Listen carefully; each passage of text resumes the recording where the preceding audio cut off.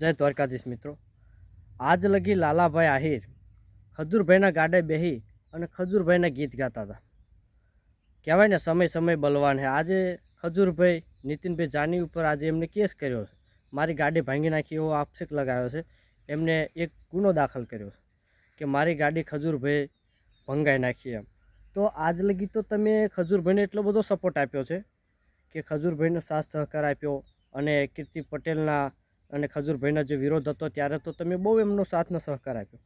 આજે તમે એમની ઉપર એફઆઈઆર દાખલ કરી છે અને ગુનો દાખલ કર્યો। હજુ તો શક છે, શક જ છે, તમે વાત જ કરો છો પ્રૂફ છે, પ્રૂફ તમે જાહેર કર્યું નથી। તમે એવું કહો છો ખજૂરભાઈએ ગાડી ભાંગી, તો ખજૂરભાઈએ ગાડી ભાંગી હોય તો હજુ તો તમે શક કરો છો। એવું ક્યાં તમે હજુ પાકું કરી લીધું છે? ક્યાં હજુ પોલીસે પકડી લીધા છે કે ખજૂરભાઈ જ ગુનેગાર છે તમારા? તમે શક કરો છો હજુ એમની ઉપર। અને એ લાલભાઈ આહિર અને ખજૂરભાઈનો જે અત્યારે વિવાદ હાલે એમાં પાછી કીર્તિ પટેલ કૂદી પડી। તો લાલભાઈ આહિરને કીર્તિ પટેલને વિરોધ હતો, તો આજે કીર્તિ પટેલ પણ એવું કહે છે કે હું લાલભાઈ તને સપોર્ટ આપીશ, એ લાલા હું તને સપોર્ટ આપીશ, તું એક વખત મને મુલાકાત કર। તો કીર્તિ પટેલે ઉપાડો લીધો, તો કીર્તિને તો અત્યારે ફાવતું જડી ગયું।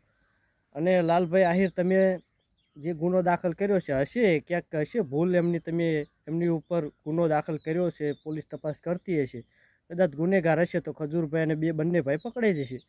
પણ તમે ખુલ્લે આ મીડિયામાં આવીને અને ખજૂરભાઈને અત્યારે તો બદનામ જ કરો છો કારણ કે હજુ પકડાના નથી। તો તમારું શું મિત્રો કહેવું છે કે આ વિવાદમાં ખજૂરભાઈ અને લાલભાઈ આહિરનો, તેમાં તમે કોમેન્ટ જરૂરથી કરજો કે આમાં કોનો વાંક હશે, ખજૂરભાઈનો, બંને ભાઈનો કે પછી લાલભાઈ આહિરનો? અને કીર્તિ તો અત્યારે મફતના ભાવે હાવ એમણમ કૂદી પડી છે। જય દ્વારકાધીશ મિત્રો।